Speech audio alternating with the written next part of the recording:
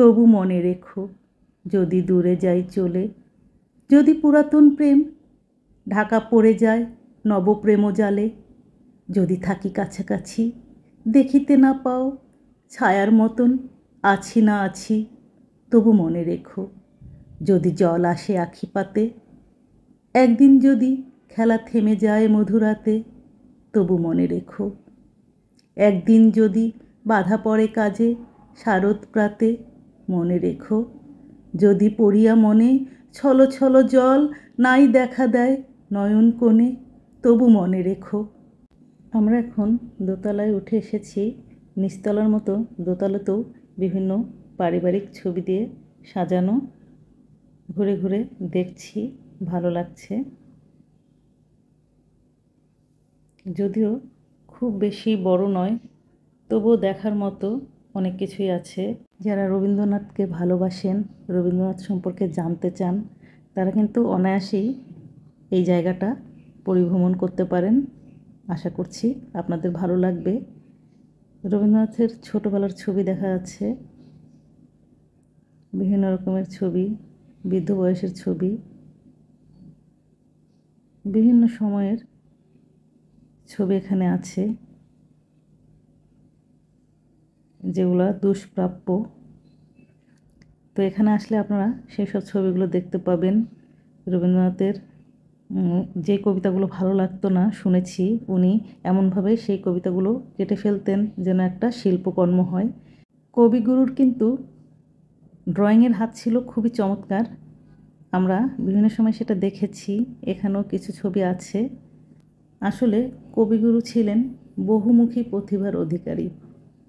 যাই হোক, এখানে দক্ষিণ দিঘির এই বাড়িটির বর্ণনা পেলাম আমরা।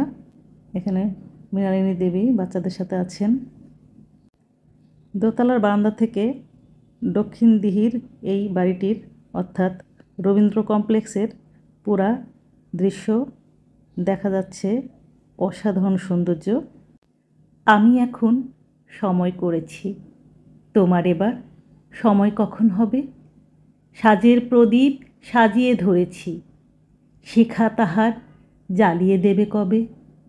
নামিয়ে দিয়ে এসেছি সব বোঝা, তরি আমার বেঁধে এলেম ঘাটে, পথে পথে ছেড়েছি সব খোঁজা, কেনা বেচা নানান হাটে হাটে, সন্ধ্যাবেলায় যে মল্লিকা ফুটে, গন্ধ তারি কুঞ্জে ওঠে জাগি, ভরেছি জুই পদ্ম পাতার পুটে। আমরা দোতলাটা খুব ভালো মতো ঘুরে ফিরে দেখলাম। উপর থেকে নিচের দৃশ্য অসাধারণ। এখন আমরা নিচে নেমে যাচ্ছি। তিনতলায় আর উঠতে পারলাম না, কারণ তিনতলায় ওঠা নিষেধ আছে। যাই হোক, আমাদের ঘোরাঘুরি এখানে শেষ হয়ে গেছে বাড়ির ভিতরে। এখন আমরা বাইরে একটু ঘুরে দেখব, কারণ সামনে অসাধারণ একটা চত্বর আছে, মাধবীলতা। আমরা আগে দেখেছি, সেখানে এখন আমরা যাব। ভিউয়ার্স, আপনারা যদি কখনো খুলনার ফুলতলায় আসেন, তবে অবশ্যই কিন্তু দক্ষিণ দিঘির এই রায়চৌধুরী বাড়িতে আসবেন, অর্থাৎ রবীন্দ্র কমপ্লেক্সে আসবেন। আশা করি আপনাদের ভালো লাগবে। অনেক কিছু জানতে পারবেন, দেখতে পারবেন। ঘোরাঘুরি কিন্তু মানুষের মানসিক বিকাশ যেমন ঘটায়, শারীরিক বিকাশও ঘটায়, আর মনটাকে তো অবশ্যই ভালো রাখে, সেটা সবারই জানা কথা। আর ভ্রমণ করতে কিন্তু খুব বেশি টাকা লাগে না, একটু আন্তরিকতা আর ইচ্ছার দরকার। আমরা কত কাজেই তো অনেক টাকা নষ্ট করি।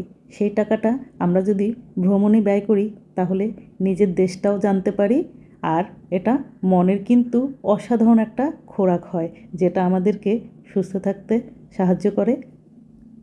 আমরা মাধবীলতার চত্বরে এসে গেছি। সামনে সুন্দর একটা ঝর্ণা আছে, ওদিকটাই যাচ্ছি। ওখানে আমরা একটু সময় কাটাবো, একটু ছবি টবি তুলব, তারপর আমরা আমাদের গন্তব্যে রওনা দিব। ভিউয়ার্স, আপনারা সবাই খুব ভালো থাকবেন, আমাদের জন্য দোয়া করবেন। আজকে এ পর্যন্তই, আবারও আপনাদের সাথে কথা হবে। আল্লাহ হাফেজ। গধূলিতে নামলো আধার, ফুরিয়ে গেল বেলা, ঘরের মাঝে সাঙ্গ হলো চেনা মুখের মেলা, দূরে তাকায় লক্ষ্যহারা নয়ন ছলো ছলো, এবার তবে ঘরের প্রদীপ বাইরে নিয়ে চলো, মিলন রাতে সাক্ষী ছিল যারা, আজও জলে আকাশে সেই তারা। পাণ্ডু আধার বিদায় রাতের শেষে, যে তাকাতো শিশির সজল শূন্যতা উদ্দেশে, সেই তারকাই তেমনি চেয়েই আছে অস্তলোকের প্রান্তদ্বারের কাছে। অকারণে তাই এ প্রদীপ জ্বালাই আকাশপানে, সেখান হতে স্বপ্ন নামে প্রাণে।